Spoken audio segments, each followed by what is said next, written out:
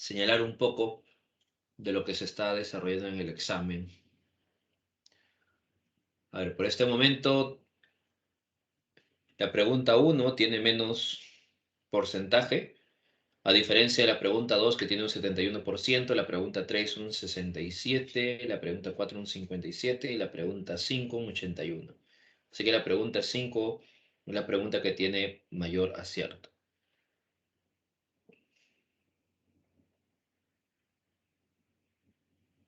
Muy bien. Ahora sí, empezamos. Empezamos con la clase de hoy.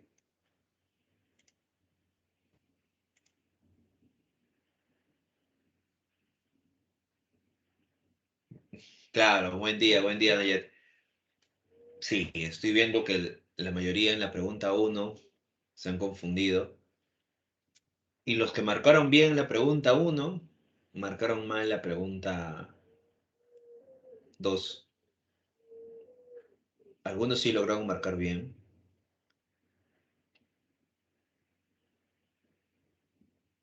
Pero bien, vamos a ir con esta pregunta también a lo largo de la explicación.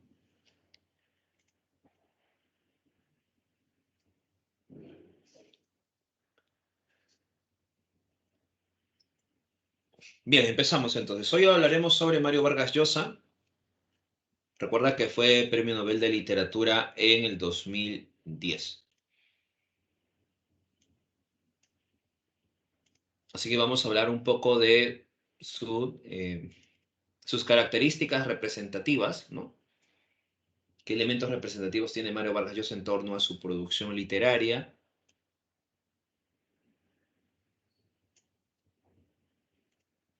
Para luego ya señalar un poco la obra Conversación en la Catedral y ejemplificar un poco también esta estructura que tiene este autor. Así que empezamos. Muy bien, empezamos una vez. Ahora vamos a guardar las respuestas de su examen. Ahí está. Muy bien, bajado a... Tenían 12,4, ahora 11,7. ¿Qué pasó? La pregunta 1, siempre la pregunta 1. Empezamos entonces. Mario Vargas Llosa pertenece a la llamada generación del 60.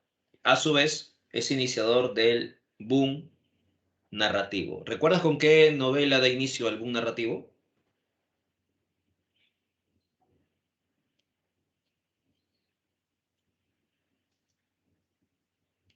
¿Recuerdas o no recuerdas qué obra da inicio al boom?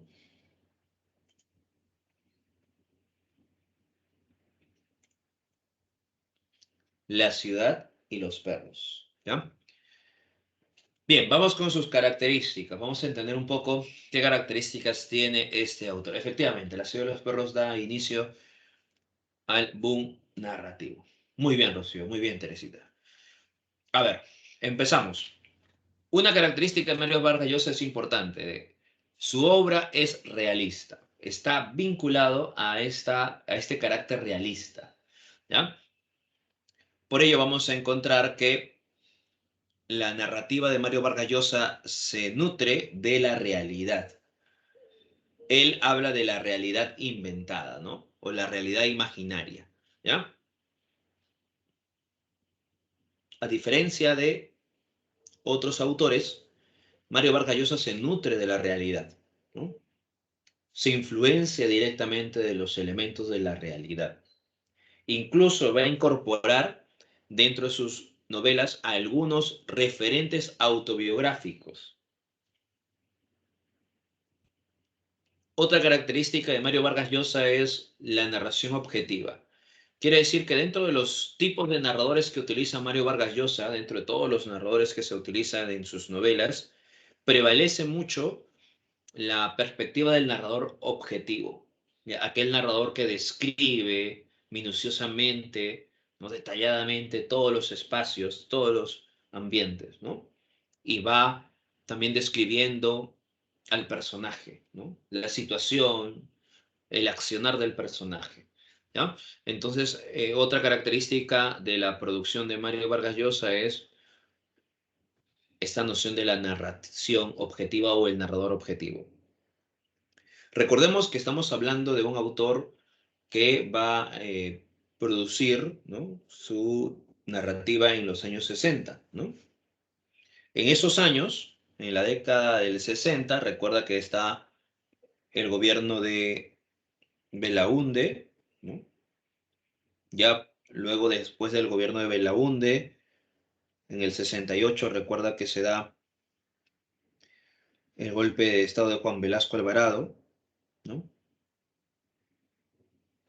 Aparecen algunos grupos como el MIR, Movimiento de Izquierda Revolucionaria, los movimientos campesinos, el Ejército de Liberación Nacional, ¿no? En el plano internacional, recuerda, se ha desarrollado la Revolución Cubana, ¿no?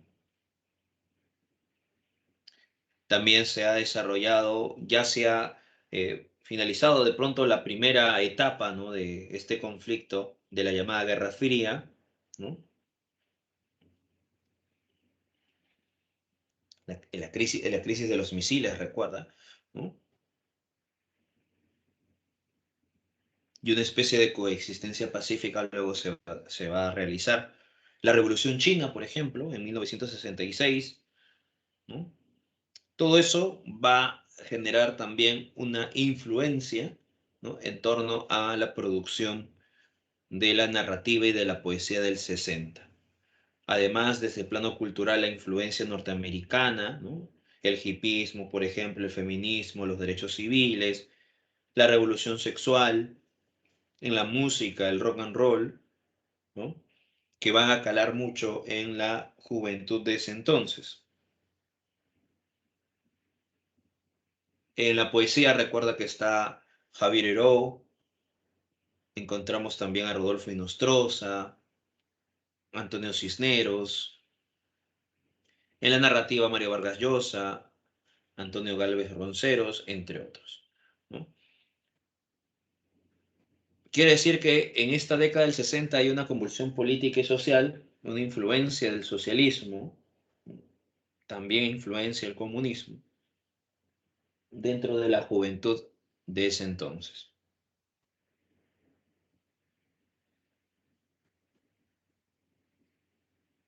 Mario Vargas Llosa, en sus primeras novelas, va a experimentar, va a utilizar muchos recursos narrativos, muchas técnicas narrativas en sus primeras obras, ¿no? Y en sus últimas obras, Mario Vargas Llosa baja su calidad artística, su calidad literaria, y no utiliza muchas técnicas, ¿no?, como sí lo utilizaba en sus primeras novelas.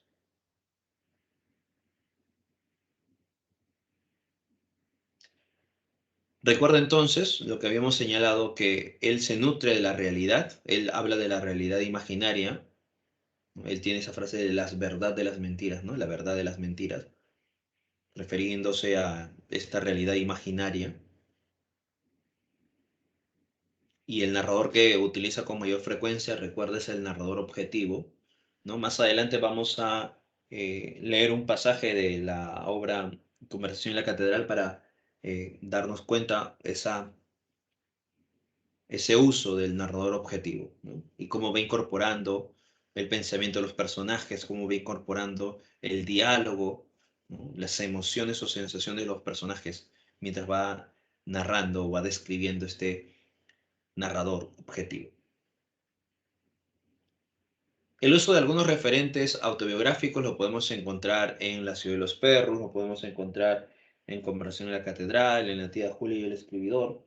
Recuerda que él inserta esos referentes, ¿no?, y lo moldea dentro de la ficción. Además, va a emplear diferentes tipos de lenguaje, ¿no? Puede utilizar, por ejemplo, un lenguaje paródico, un lenguaje humorístico, un lenguaje sociológico, un lenguaje periodístico. Todo depende también del contexto en el cual se está desarrollando la historia, depende también de los personajes, ¿no? Para poder emplear este tipo de lenguaje. Y también depende de la intención de la historia que se está narrando. Recuerden que su narración es objetiva, ¿ya? No te olvides de eso. Y este narrador siempre va a mostrar a los personajes desde el exterior, ¿no?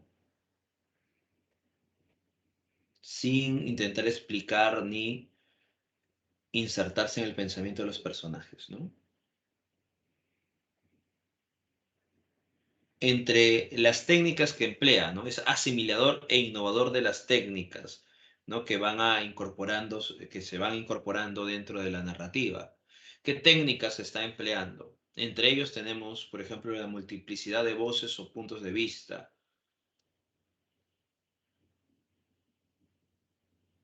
Tenemos también el monólogo interior. En la multiplicidad de voces o puntos de vista, esto es una influencia de William Faulkner, ¿no? El norteamericano. El monólogo interior de James Joyce.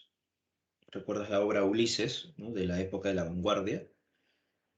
Entonces, son técnicas que provienen tanto de Europa como también provienen de Norteamérica. Así que hay una visión cosmopolita en ese sentido. El monólogo interior es el fluir de la conciencia.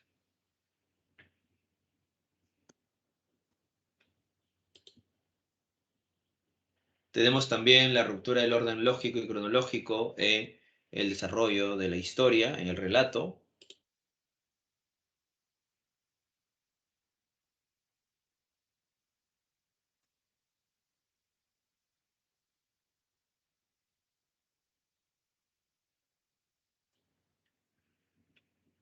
Eso quiere indicar que al momento de hablar de la ruptura del orden lógico y cronológico del relato, se puede mencionar, por ejemplo, el flashback, ¿no? Porque es una ruptura, o también llamado analepsis, ¿no? Es una ruptura del orden lógico y cronológico, ya que hay un salto al pasado de forma violenta. Pero también hay otras técnicas donde se puede presentar esta ruptura del orden lógico y cronológico, ¿no? Por ejemplo, el sentido de la fragmentación del discurso, las alternancias en las historias, entre otros. También experimenta con el lenguaje en algunos momentos, ¿no? Utiliza vasos comunicantes.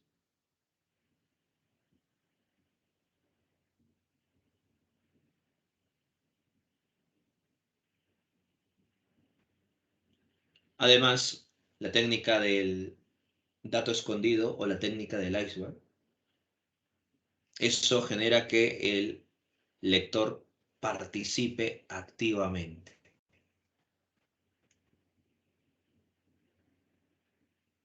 ¿Por qué tiene que participar activamente? Para reconstruir la historia, ¿no?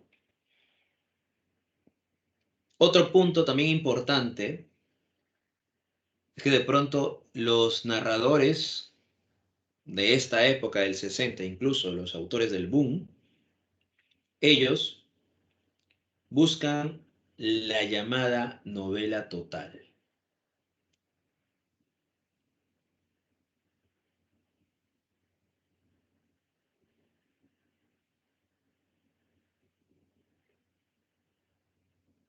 ¿Ya? Entonces, ¿qué sucede? Sucede que Mario Vargas Llosa nos habla, ¿no? En diferentes artículos o ensayos, entre ellos La verdad de las mentiras, por ejemplo, él nos habla sobre la llamada realidad.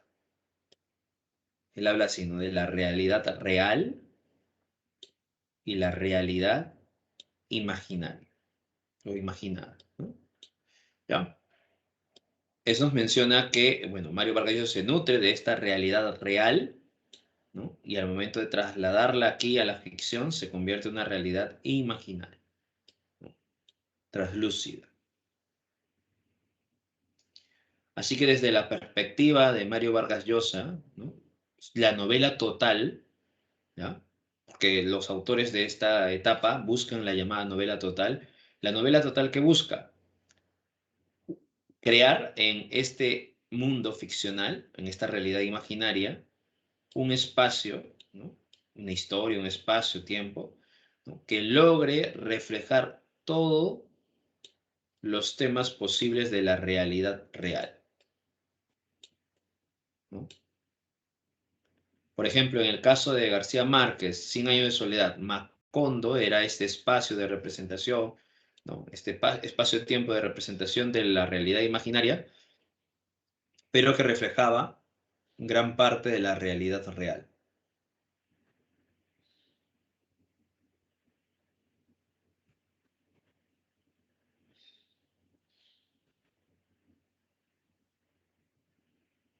Eso es lo que señala, por ejemplo, Mario Vargas Llosa, ¿no?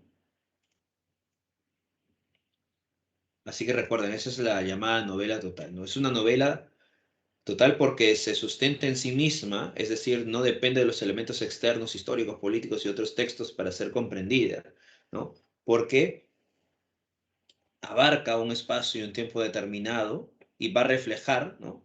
Fielmente, o va a intentar reflejar lo más cercano a la realidad real, ¿no? Los temas de la realidad real, ¿no?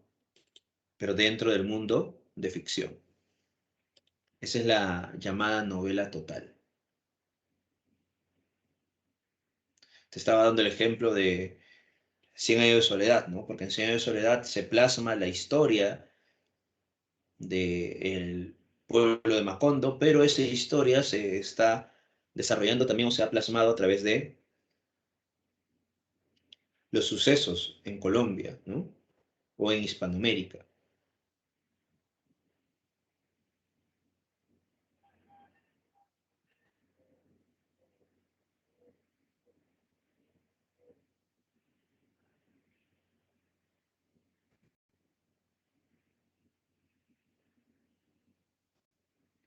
Entonces recuerda que es lo llamado la novela total, ¿no? Es un espacio creado, un espacio-tiempo creado, donde se pueda representar, ¿no? Todos los temas posibles de la realidad.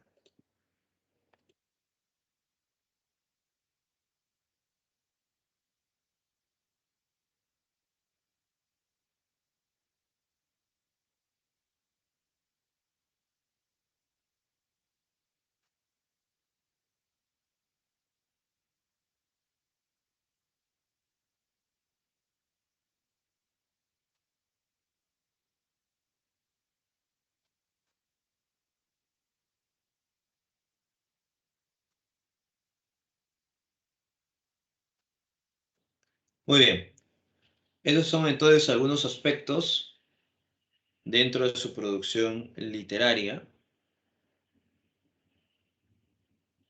recordando un poco los elementos que utiliza Mario Vargas Llosa. Entonces no te olvides esta representación de la llamada novela total, ¿no? Aparte de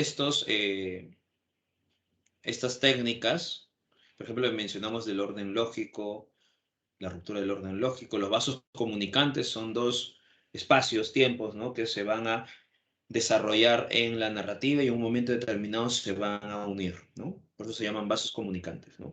Dos espacios que parecen imposibles de unirse en un momento determinado de la historia, logran unirse. El dato escondido o la técnica del iceberg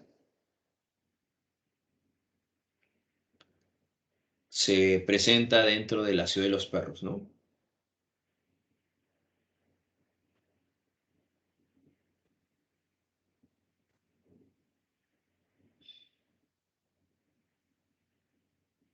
También están los diálogos telescópicos. Eso lo vamos a poder observar en Conversación en la Catedral.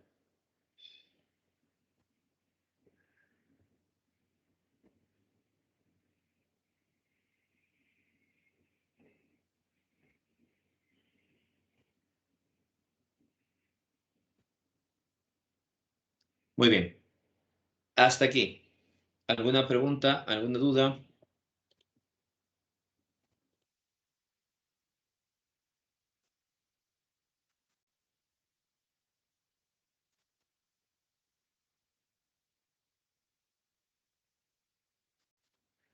Pregunta, duda respecto a las características de Mario Vargas Llosa sobre las técnicas, la temática. Recuerda, hablando de temática, ¿no? Uno de los temas que desarrolla con mayor frecuencia es la temática del poder, ¿ya? Es uno de los temas más desarrollados en la narrativa de Mario Vargas Llosa, la temática del poder.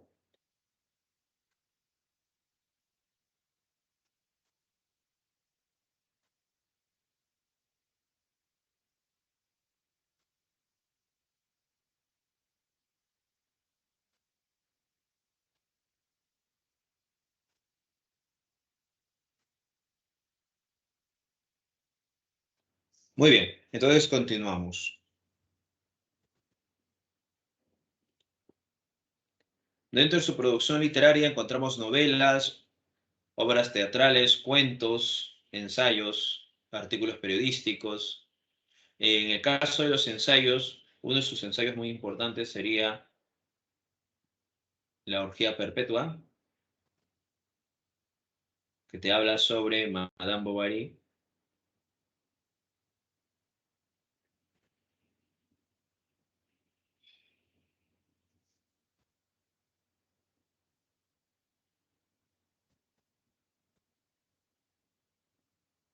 Tenemos también otro ensayo llamado Historia de un deicidio sobre García Márquez y el mundo creado por este autor, el mundo de Macondo. Tenemos la llamada Utopía arcaica.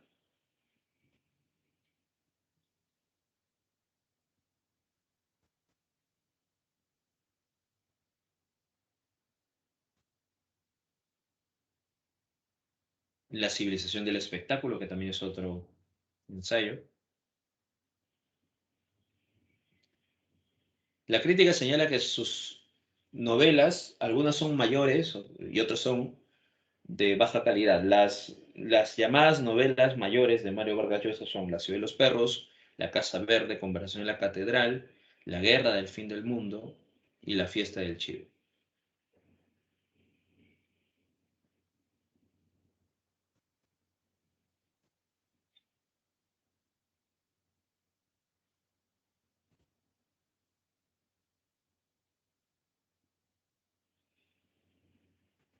Recuerda que la temática que emplea con mayor frecuencia es la temática respecto al poder, ¿no? Cuando gana el Premio Nobel de Literatura se señala justamente eso, ¿no?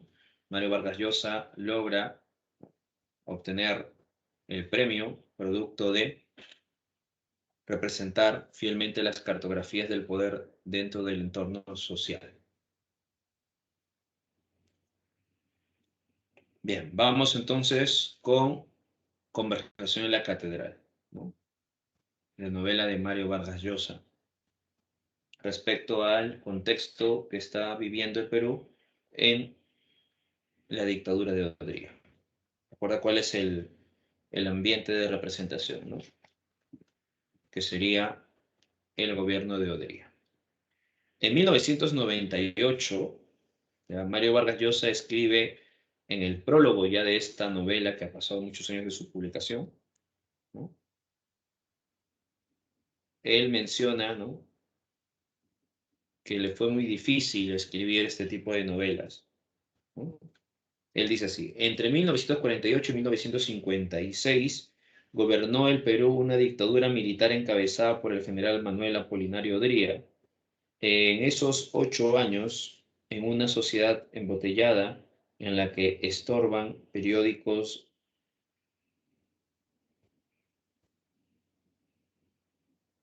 actividades cívicas, la prensa censurada, habían numerosos presos políticos y centenares de exiliados. Los peruanos de mi generación pasamos de niños a jóvenes, de jóvenes a hombres, todavía peor que los crímenes y atropellos que el régimen cometía por impunidad era la profunda corrupción que desde el centro del poder irradiaba hacia todos los sectores e instituciones, envileciendo la vida entera. Ese clima de cinismo, apatía, resignación, podredumbre moral del Perú del Ochemio fue la materia prima de esta novela, que recrea con las libertades que son privilegios de la ficción la historia política y social de aquellos años sombríos. Le empecé a escribir 10 años después de padecerlos, en París, mientras leía Tolstoy, Balzac, Flower, y me ganaba la vida como periodista. Y la continué en Lima, luego en Washington, luego en Londres, y logré terminarla en Puerto Rico, en 1969.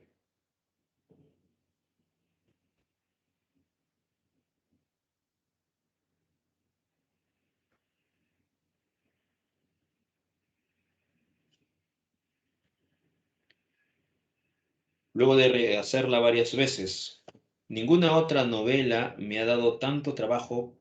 Por eso, si tuviera que salvar del fuego una sola de las que he escrito, salvaría esta, ¿no?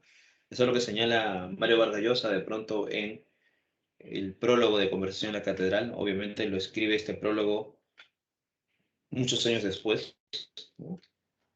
Pero señalando que una de sus novelas, ¿no?, que lo salvaría del fuego, sería esta novela, Conversación en la Catedral, que le tomó muchos años lograr escribirla.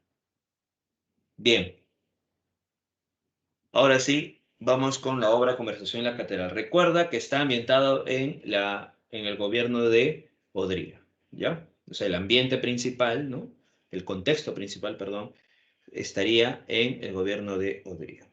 Los personajes son Santiago Zavala, los personajes centrales, ¿no? Zavala, su padre, Fermín Zavala, Ambrosio, que es el chofer de Fermín Zavala, y Cayo Bermúdez, que es como el brazo derecho de Odría. Esta obra, recuerda que está fragmentada, ¿no?, porque se va incorporando diferentes historias, diferentes diálogos, de un diálogo central, ¿no? Porque Santiago Zavala va a la perrera, ¿no?, porque se había perdido su perro, o le habían quitado de su novia, ¿no? Los brazos de su novia se lo habían quitado del perro y se lo habían llevado a la perrera. Así que de pronto Santiago Zavala va a ir a la perrera, se va a encontrar con Ambrosio, que antes era chofer de su padre Fermín Zavala, y que luego había huido por la muerte de la musa.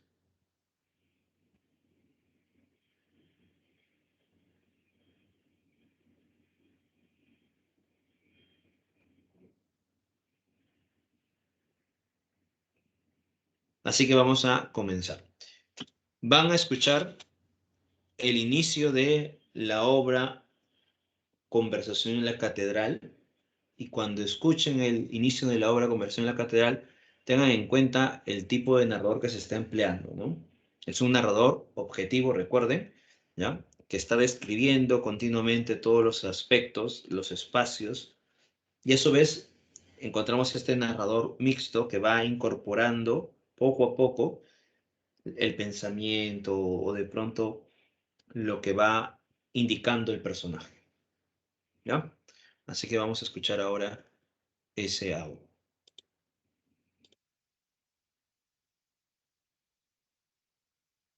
Les habla Mario Vargas Llosa. Voy a leer el comienzo de mi novela Conversación en la Catedral.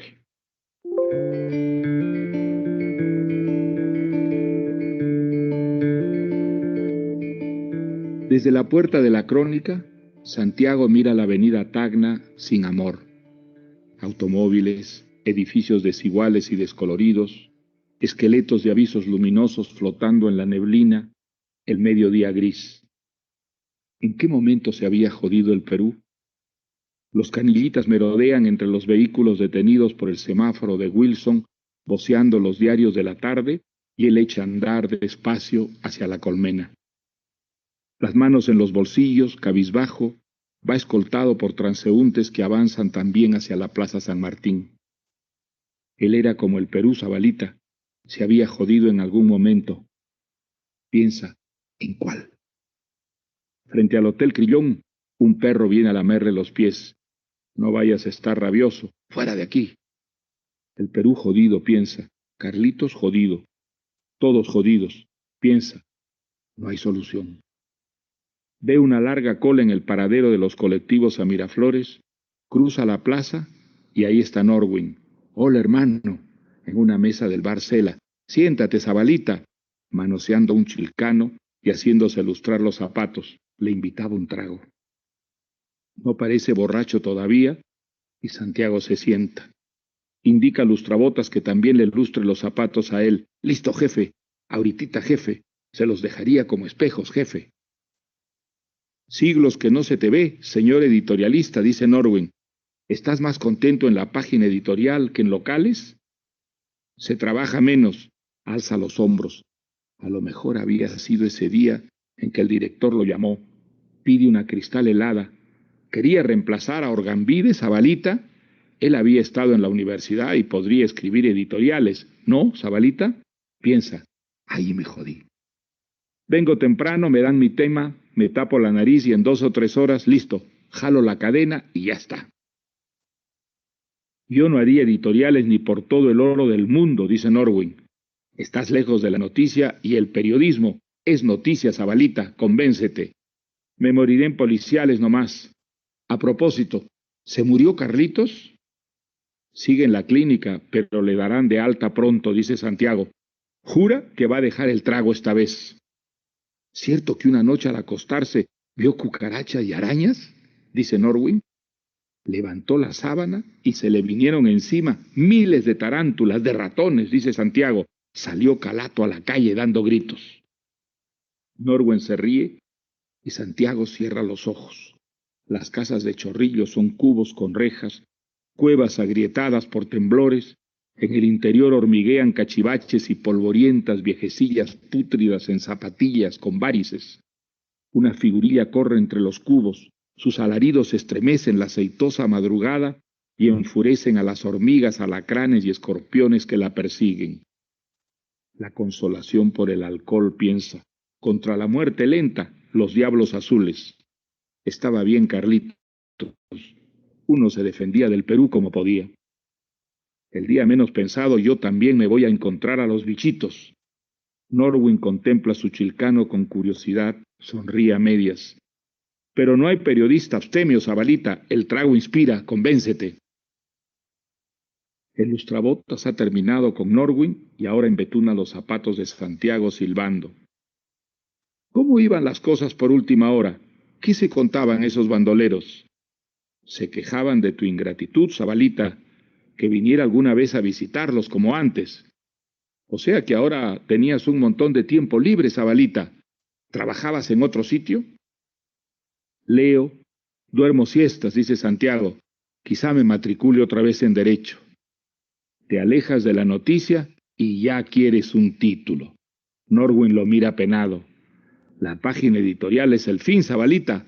Te recibirás de abogado, dejarás el periodismo y ya te estoy viendo hecho un burgués.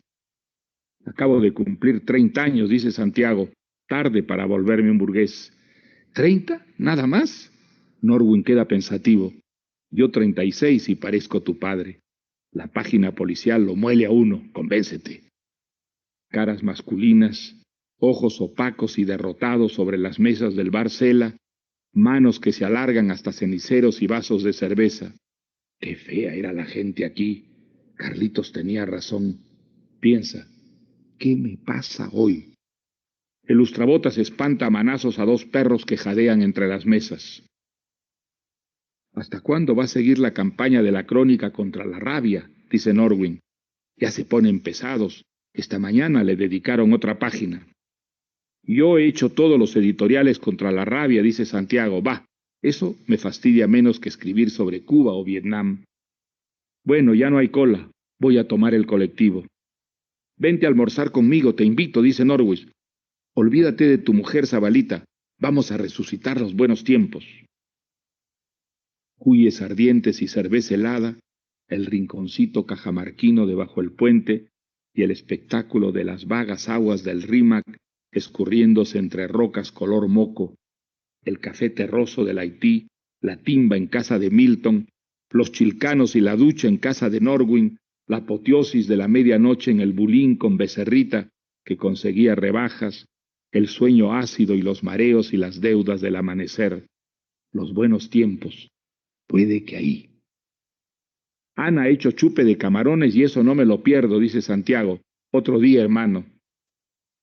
Le tienes miedo a tu mujer, dice Norwin. Uy, qué jodido estás, Zabalita. No por lo que tú creías, hermano.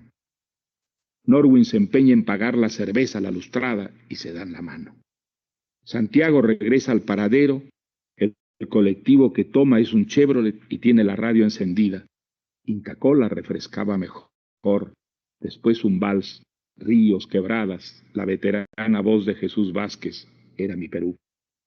Todavía hay embotellamientos en el centro, pero República y Arequipa están despejadas y el auto puede ir deprisa. Un nuevo vals. Las limeñas tenían alma de tradición. ¿Por qué cada vals criollo sería tan huevón? Piensa, ¿qué me pasa hoy? Tiende el mentón en el pecho y los ojos entrecerrados. Va como espiándose el vientre. Caramba, Zabalita, te sientas y esa hinchazón en el saco. ¿Sería la primera vez que tomó cerveza, 15, 20 años atrás? 4 semanas sin ver a la mamá, a la teté. ¿Quién iba a decir que Popeye se recibiría de arquitecto, Zabalita? ¿Quién que acabarías escribiendo editoriales contra los perros de Lima? Piensa, dentro de poco seré barrigón. Iría al baño turco, jugaría tenis en el Terrazas. En 6 meses quemaría la grasa y otra vez un vientre liso como a los 15. Apurarse, romper la inercia, sacudirse. Piensa, deporte, esa es la solución. El parque de Miraflores ya, la quebrada, el malecón, en la esquina de Benavides Maestro. Baja, camina hacia Porta, las manos en los bolsillos, cabizbajo. ¿Qué me pasa hoy? El cielo sigue nublado, la atmósfera es aún más gris y ha comenzado la garúa. Patitas de zancudos en la piel, caricias de telarañas. Ni siquiera eso. Una sensación más furtiva y desganada todavía. Hasta la lluvia andaba jodida en este país. Piensa, si por lo menos lloviera cántaros, ¿qué darían en el Colín, en el Montecarlo, en el Marzano? Almorzaría un capítulo de Contrapunto que iría languideciendo y lo llevaría en brazos hasta el sueño viscoso de la siesta. Si dieran una policial como Rififí, una cowboy como Río Grande, pero Ana tendría su dramón marcado en el periódico. ¿Qué me pasa hoy día? Piensa, si la censura prohibiera las mexicanadas, pelearía menos con Ana. Y después de la Bermud, darían una vuelta por el malecón, fumarían bajo las sombrillas de cemento del Parque Necochea, sintiendo rugir el mar en la oscuridad, volverían a la Quinta de los Duendes de la mano. Peleamos mucho, amor, discutimos mucho, amor, y entre bostezos, Huxley. Los 2 cuartos se llenarían de humo y olor a aceite. ¿Estaba con mucha hambre, amor? El despertador de la madrugada, el agua fría de la ducha, el colectivo, la caminata entre oficinistas por la colmena, la voz del director. ¿Preferías la huelga bancaria, Zabalita, la crisis pesquera o Israel? Tal vez valdría la pena esforzarse un poco y sacar el título.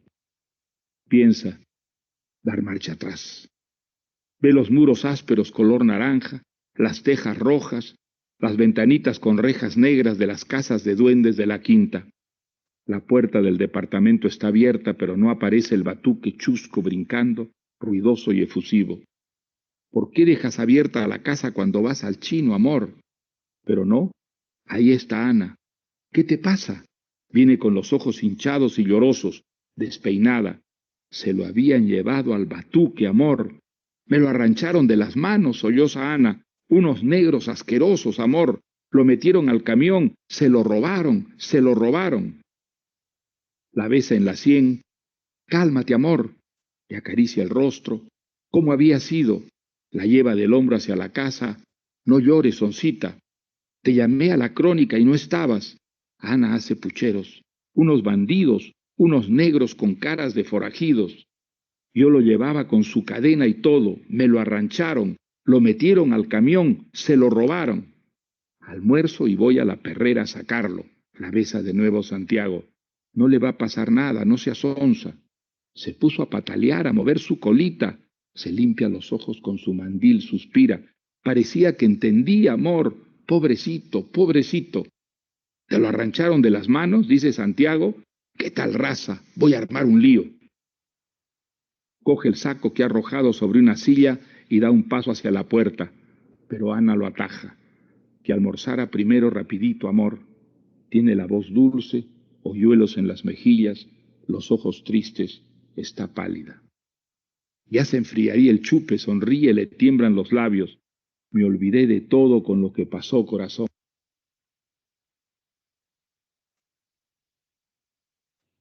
Bien, ahí está entonces el inicio de la obra Conversación en la Catedral.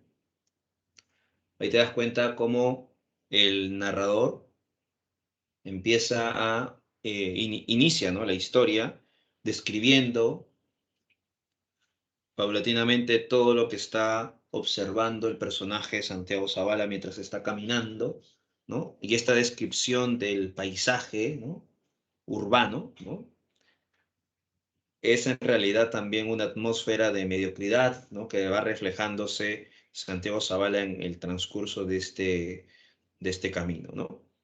Por eso que encontramos esta, claro, sí, es descriptivo, ¿no? Este narrador describe, ¿no?, fehacientemente todo lo que se está visualizando, ¿no? Todo lo que Santiago Zambala está visualizando también, ¿no? Entonces, en un momento el narrador se focaliza en el personaje y logra describir lo que el personaje está observando, ¿no? Luego se va alejando poco a poco y va describiendo ya todo el ambiente. Y en ese instante, mientras va describiendo, va insertando el pensamiento, la voz del personaje, ¿no? Y trata que la narración sea libre, ¿no? Intenta no incidir en estas huellas del narrador, ¿no? Y el personaje dijo y lo pensó, no, trata de ser fluido, ¿no? Luego ya se encuentra con Norwin, habla con él sobre su amigo, ¿no? Retorna a su casa, recuerda, y su mujer le menciona, pues, ¿no?, que le arrebataron al perro y por ello Santiago Zavala va a tener que ir a buscarlo, ¿no? Cuando lo busca, se va a encontrar con Ambrosio en la perrera. Y es ahí donde Santiago Zavala recordará, ¿no?, aquella pregunta, ¿no?, que tenía en mente hace mucho y quiere saber la verdad, si su padre fue o no el que manda a Ambrosio a matar a la musa, ¿no? Quiere saber si su padre es asesino, si su padre es el asesino intelectual, ¿no?, que manda a Ambrosio a matar a la musa. Por eso que cuando se encuentra con Ambrosio, decide invitarlo a tomar unos tragos en el bar La Catedral y luego, en medio de esta conversación, preguntarle. Por eso que la obra se llama así, Conversación en la Catedral, porque es la conversación entre Santiago Zavala, ¿no?, o Zabalita, y Ambrosio, que dura aproximadamente 4 horas, ¿no?, esta conversación, ¿ya? La obra está dividida en 4 libros o 4 partes, ¿no? Y a través de estos 4 libros o 4 partes vamos a encontrar cómo se entrelazan estas historias de Santiago, de Fermín Zavala, de Ambrosio, de Cayo Bermúdez. El tema que está hablando la obra, ¿no?, reflejando la obra, es la crítica a los regímenes dictatoriales a través del gobierno de Odría. Otros temas se ve representado la corrupción, los ideales políticos juveniles, la hipocresía moral de los sectores sociales dominantes. Aquí está la representación de Fermín Zavala, el padre de Zabalita. Los ideales políticos juveniles a través de Santiago Zavala. Las relaciones conflictivas entre hijo y padre, que es una característica también muy importante en el caso de Mario Vargas Llosa, ¿no? No solamente Mario va a utilizar la temática del poder, que lo vamos a reflejar también en La Ciudad de los Perros, sino también esta relación conflictiva que hay entre el hijo y el padre, que también va a aparecer en La Ciudad de los Perros, ¿no? Que es un tema constante en la obra de Mario Vargas Llosa. Entonces encontramos la relación de estos cuatro personajes, pero recuerda que el centro de la historia gira en torno a, o el hilo conductual de la historia gira en torno a la conversación entre Zabalita y Ambrosio, ¿no? Esta conversación que empieza a insertarse poco a poco en las otras historias, ¿no? Recuerda que lo que quería Zabalita era conocer si Fermín Zabala, su padre, era aquel que había mandado a Ambrosio a matar a la musa. Ahora, la pregunta es ¿por qué de pronto asesinaron a la musa? ¿Por qué Ambrosio asesinó a la musa? Sucede que como en la historia se está narrando el gobierno de Odría y Cayo Bermúdez, que tiene mucho poder porque es el brazo derecho del gobierno de Odría, ¿ya?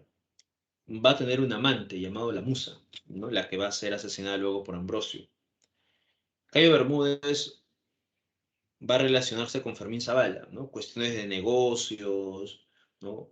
El apoyo al régimen, etcétera, etcétera. Así que van a hacer reuniones en su casa, fiestas, etcétera, ¿no? Pero cuando se dé el levantamiento de Arequipa y más adelante la caída de Odría, Cayo Bermúdez también cae, ¿no? Ya no tiene mucho poder, ¿no? Mantenía la musa, Cayo Bermúdez, le entregaba joyas, entre otras cosas, pero ahora que ya no tiene poder, ¿no? Ya no va a estar con la musa, ¿no? Así que la musa, ella que ostentaba también mucho poder, ¿no? Porque era el amante de Cayo Bermúdez, ¿no? Ahora que no tiene nada, ¿no? Va a la casa de Fermín y cuando llega a la casa de Fermín descubre la relación que hay entre Fermín Zavala y su chofer Ambrosio. Así que esta relación, ¿no? Que va a descubrir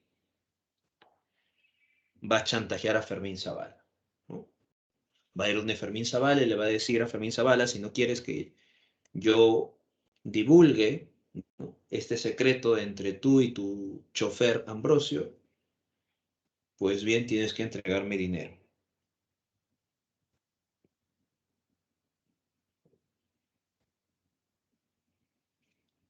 Así que le está chantajeando. Cuando Ambrosio se entera de esto, va y mata a la musa.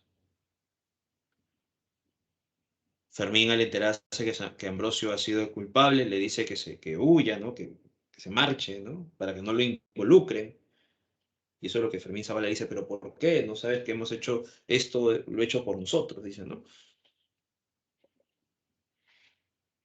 Pero le dice, no, lárgate, vete, le dice, ¿no? Por eso que Ambrosio se va a ir a la selva, ¿no? Siguen las investigaciones, no se llega a la conclusión y se archiva el caso de la muerte de la musa. Así que Ambrosio, unos años después, retorna, ¿no? A Lima y consigue trabajar en La Perrera, lugar donde un día Zavala, eh, Santiago Zavala, se va a encontrar con Ambrosio y va a preguntarle, ¿no? Sobre la participación de su padre.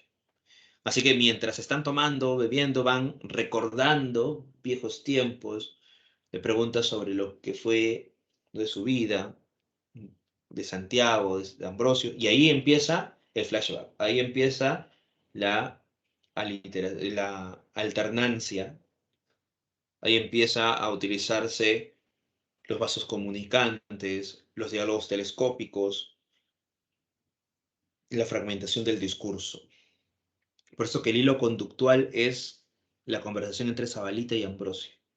Y mientras se está desarrollando eso, se van incorporando nuevas historias a través de diferentes técnicas que va utilizando Mario Vargas Llosa. Al final, Zabalita le pregunta a Ambrosio, pero Ambrosio no le responde y se marcha.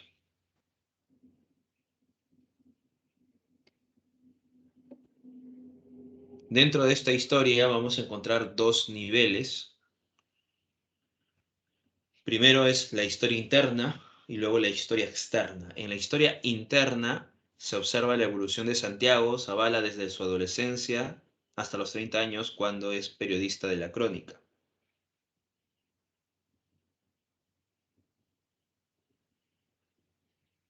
Y aquí tenemos tres elementos cruciales.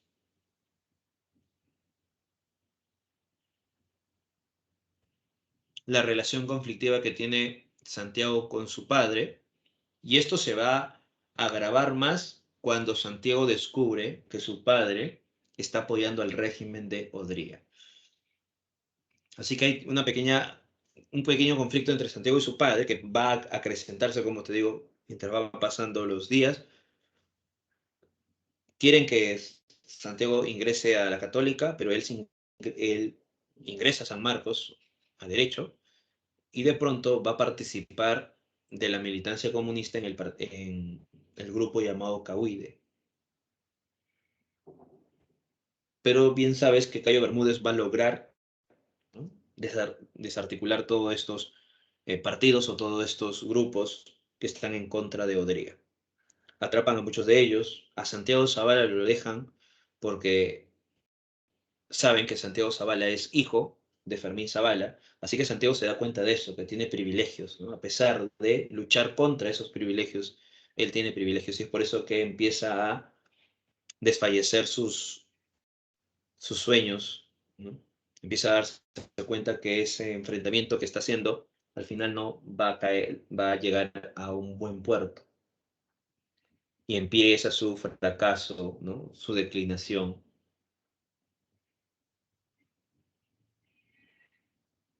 Ya no estudia mucho, rompe relación con su padre al enterarse que su padre tiene algún vínculo con Odría.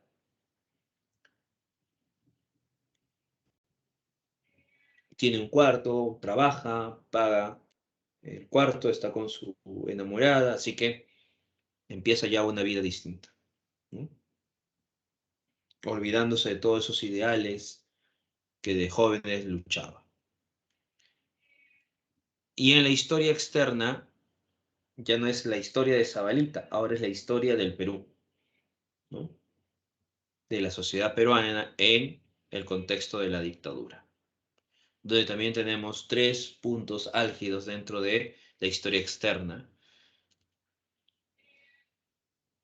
La participación de Cayo Bermúdez, ¿no?, la política de espionaje, persecución y encarcelamiento contrarios al régimen, ¿no?, la lucha, el enfrentamiento entre los militares y los grupos de poder económico.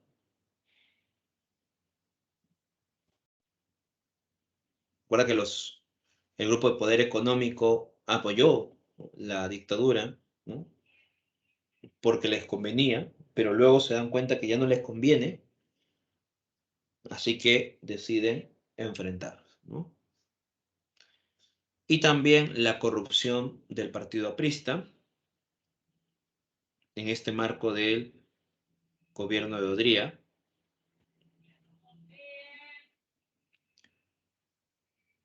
ya que luego los líderes del APRA se van a aliar con Odría, ¿no? Todo eso se va a reflejar dentro de Conversación en la Catedral.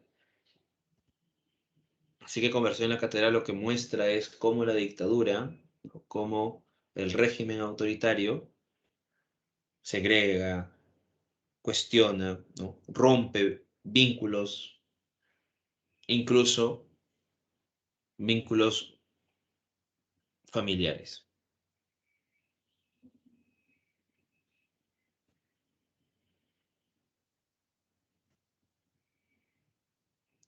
Muy bien. Eso sería entonces Conversación en la Catedral.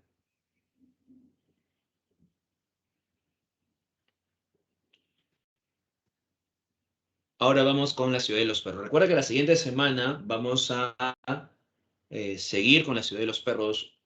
En esta ocasión solamente vamos a mencionar, ¿no?, un poco de esta obra, ¿no?, en los temas que se representan en la Ciudad de los Perros, por ejemplo, ¿no? Ya la siguiente semana hablaremos sobre el tipo de personajes, los espacios de representación, las técnicas que se van a desarrollar en la ciudad de los perros, ¿no? En esta clase lo que estamos viendo más bien es las características, son las características que emplea Mario Vargas Llosa en sus demás obras, ¿no? Tanto en la ciudad de los perros como en las otras, las técnicas que se emplean, ¿no? Todo eso para tener en cuenta al autor Mario Vargas Llosa y luego ya centrarnos en la ciudad y los perros. Vamos a escuchar un poco de lo que dice Mario Vargas Llosa respecto a esto.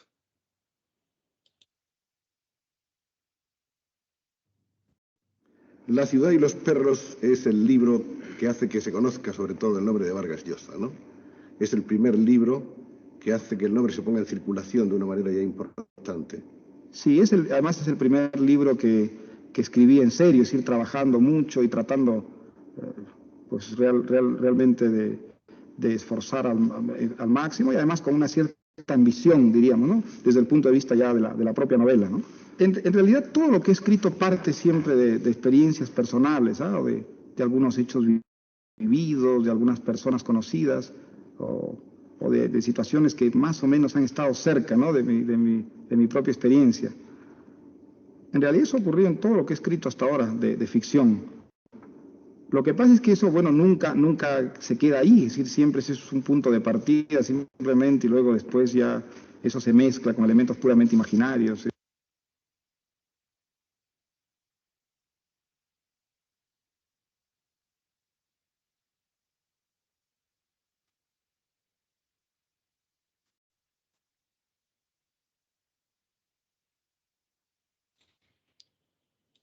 Bien, entonces ahí estamos escuchando, ¿no? Lo que dice Mario Vargas Llosa, casi al final, ¿no? Es interesante porque habla de cómo compone la historia o sus demás obras, ¿no?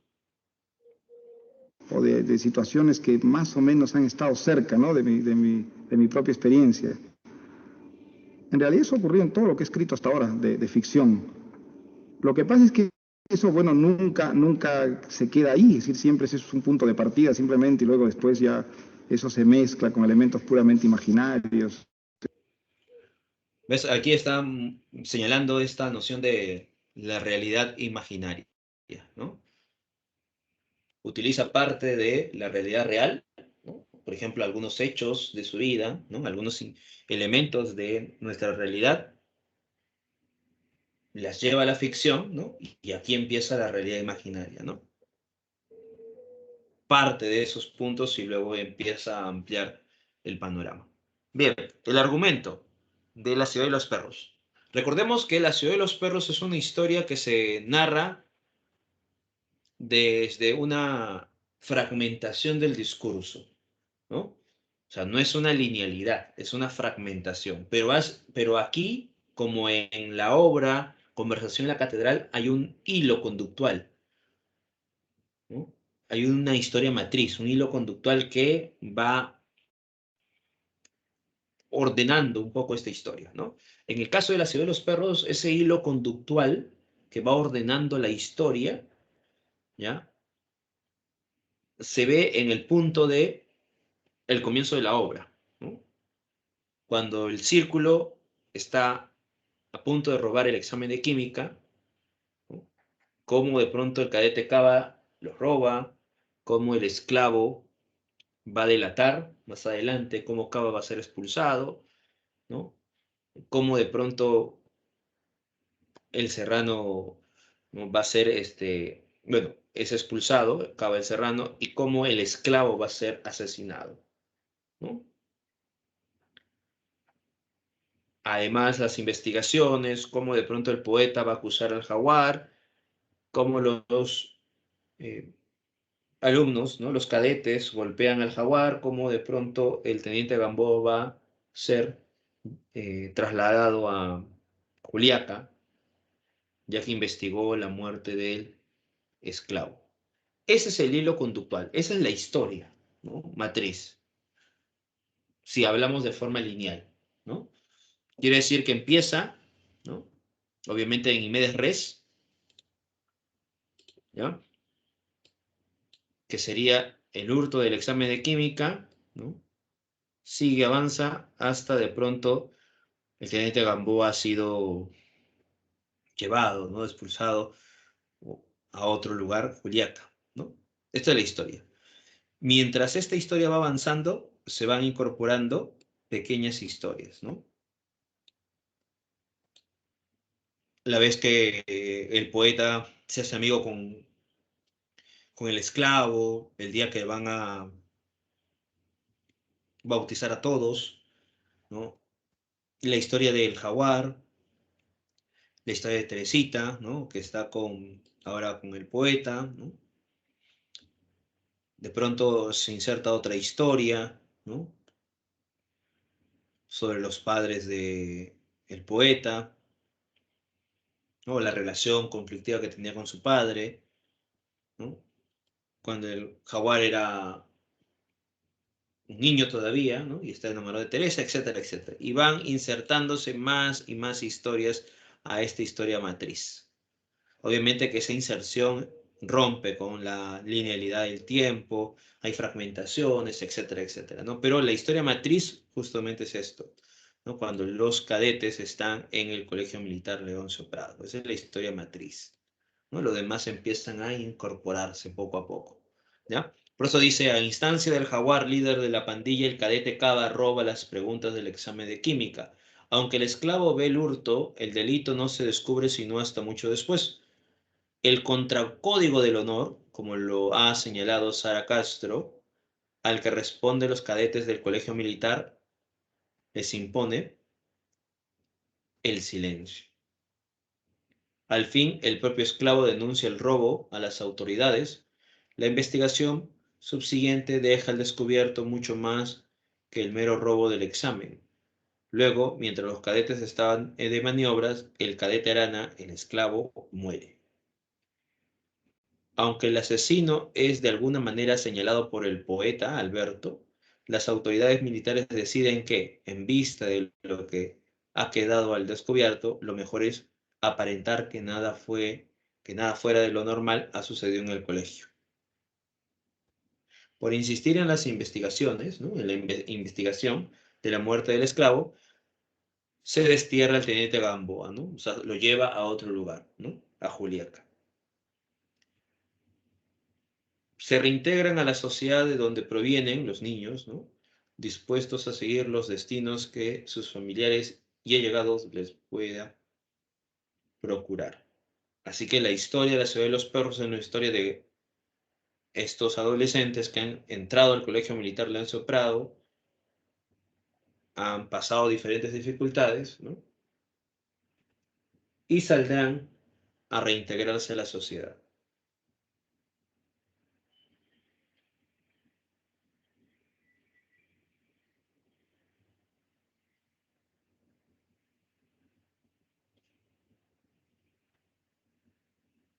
Entonces esa es la historia, ese es el argumento de la obra La ciudad de los perros. Obviamente que la historia va contándose de forma fragmentada, ¿no?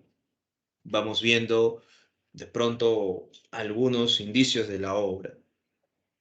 Ya la siguiente semana vamos a ver justo esos detalles, cómo estas técnicas se están desarrollando dentro de la ciudad de los perros, ¿no?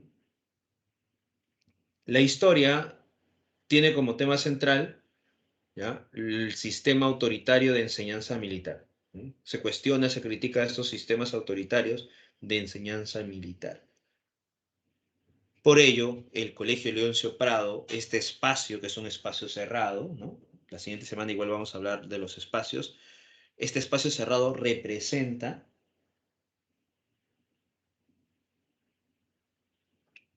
el autoritarismo, la opresión, el machismo presente dentro de la obra.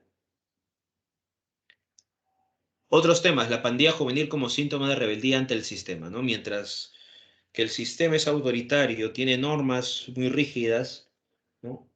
Como una especie de respuesta a estas normas muy rígidas, aparece la pandilla juvenil como síntoma de rebeldía ante este sistema.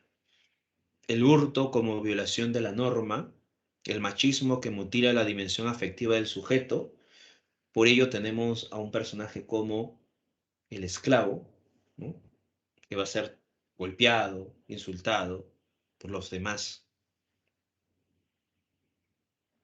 Por eso que el machismo mutila esa dimensión afectiva del sujeto. Incluso, ¿no?, dentro de los pasajes de la obra, el poeta le dice, ¿no? Tú no tienes que llorar, tú tienes que enfrentarte, ¿no? Luchar con los demás.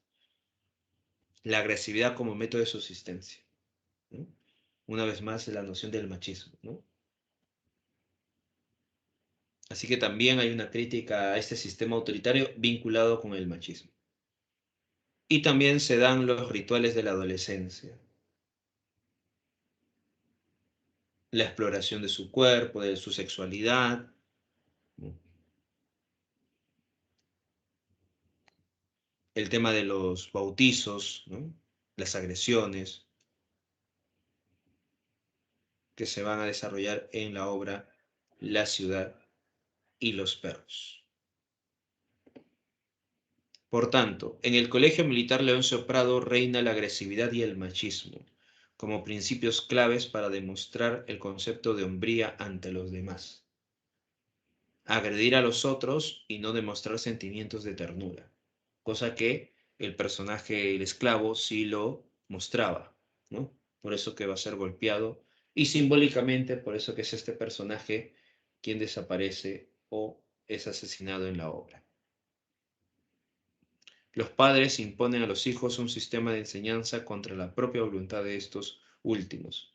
A lo largo de la historia vamos a ver cómo muchos padres, ¿no?, meten a sus hijos al colegio militar Leoncio Prado para que se vuelvan hombres, ¿no?, para que estén rectos. Por ejemplo, en el caso del esclavo, ¿no?, su padre le dice que tiene que ir al colegio Leoncio Prado para que se vuelva hombre. En el caso del poeta, ¿no?, va al colegio militar porque ya era una tradición de su familia. En el caso del jaguar, la tía le dice, ¿no? Su tía le dice a su esposo que es mejor que el jaguar esté, ¿no?, en este colegio para que pueda ir por el camino correcto.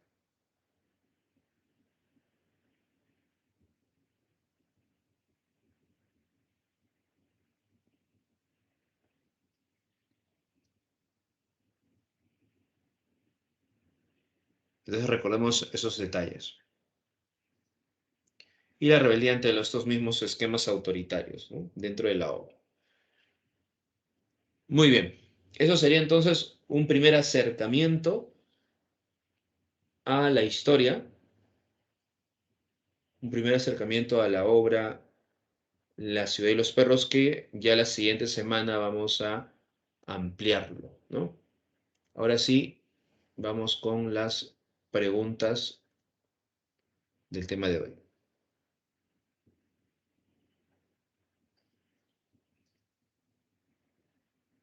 A ver, esta primera pregunta,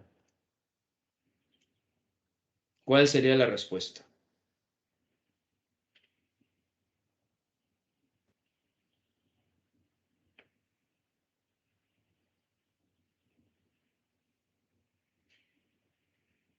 ¿Qué marcarías en la pregunta 1?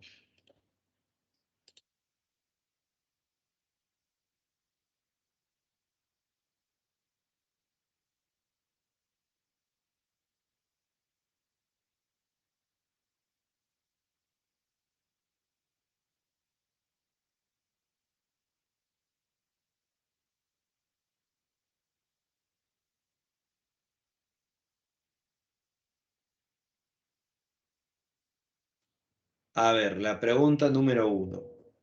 ¿Cuál es el rasgo del escritor peruano Mario Vargas Llosa que lo consolida como representante del boom? La clase pasada ya hemos hablado sobre el boom, etapa de auge de la nueva narrativa hispanoamericana. ¿Cuál de estas 4 alternativas convierte a Mario Vargas Llosa dentro de este esquema del boom?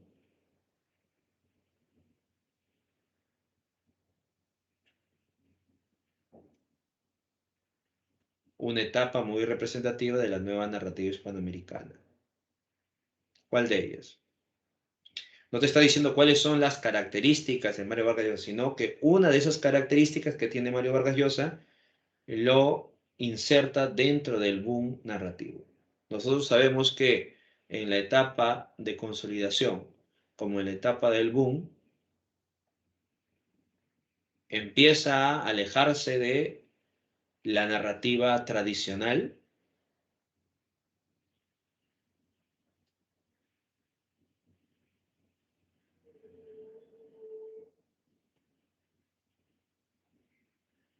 Exacto. La respuesta aquí sería la A. Esta característica lo convierte dentro del boom narrativo, ¿no? La etapa del auge es el boom, ¿no? La asimilación de nuevas técnicas narrativas, porque eso lo aleja de una narración tradicional.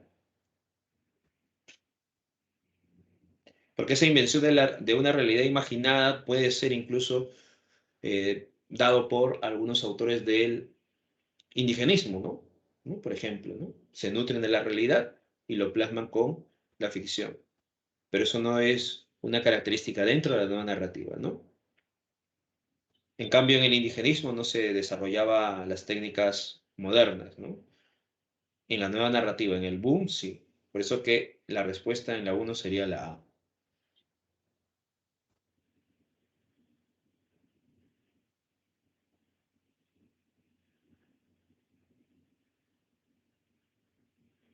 Pregunta número 2. La pregunta 2, esta de aquí, es la pregunta de tu examen.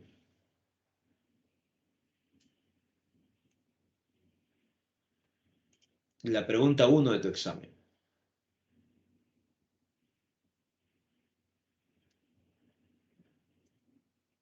¿Cuál sería entonces ahora la respuesta a la pregunta número 2?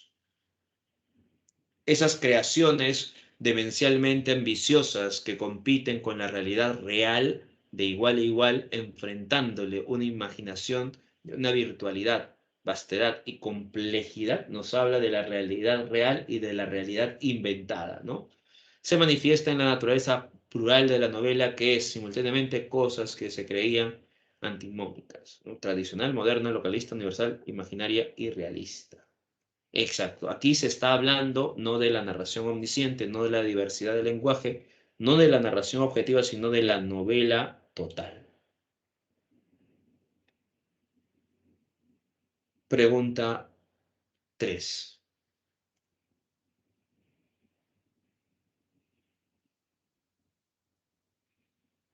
La verdad de las mentiras.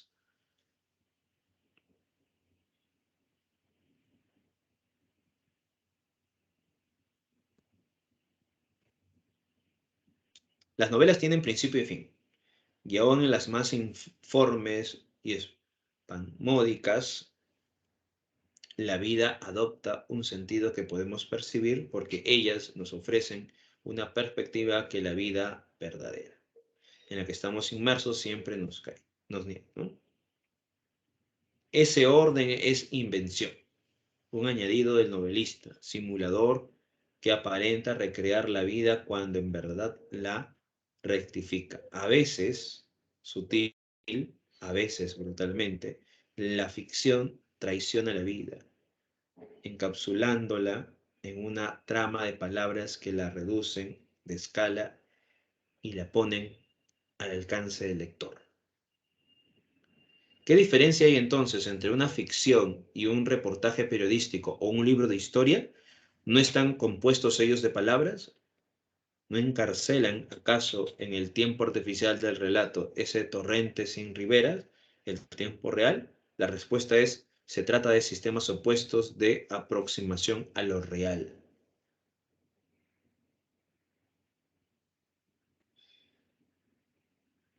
En la verdad de las mentiras nos está hablando, en este fragmento nos está hablando esta noción de las novelas, ¿no? Cómo se rigen, ¿no?, de la realidad, ¿no? Cómo se nutren de la realidad, sin embargo, no pueden ser manifestadas como algo verídico, ¿no?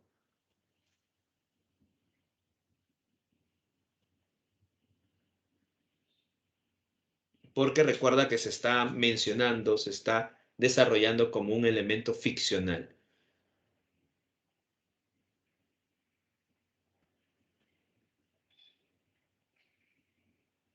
Entonces, aquí también estamos observando que dice, ¿no? Porque ellas nos ofrecen una perspectiva que la vida verdadera en la que estamos inmersos siempre nos niega. Nos ofrece una perspectiva que la vida verdadera siempre nos niega. A veces sutil, a veces brutalmente, la ficción traiciona la vida, encapsulándola en el trama de palabras que reduce la escala, compone el alcance del lector. A ver, dice, la primera dice, incentiva el empleo de diversos registros periodísticos e históricos. No, no nos habla de incentivar a utilizar estos registros. Enfatiza el carácter ficcional de toda creación novelística, eso sí.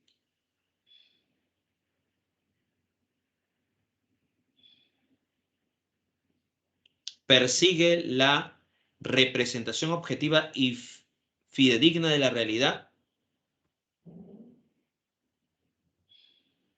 ¿Sí o no?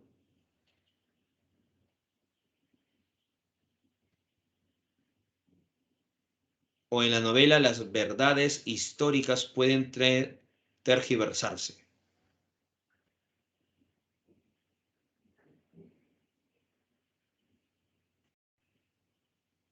Porque recuerda, dice, mira, persigue la representación objetiva y fidedigna, dice aquí. A ver, ¿qué nos dice aquí? Nos ofrece una perspectiva que la vida verdadera siempre nos niega. La ficción traiciona la vida, encapsulándola de una trama de palabras que reducen de escala y ponen al alcance del lector. Fidedigna no, ¿no? Porque recuerda que nos muestra otra perspectiva. En la novela las verdades históricas pueden tergiversarse, eso sí. 2-4.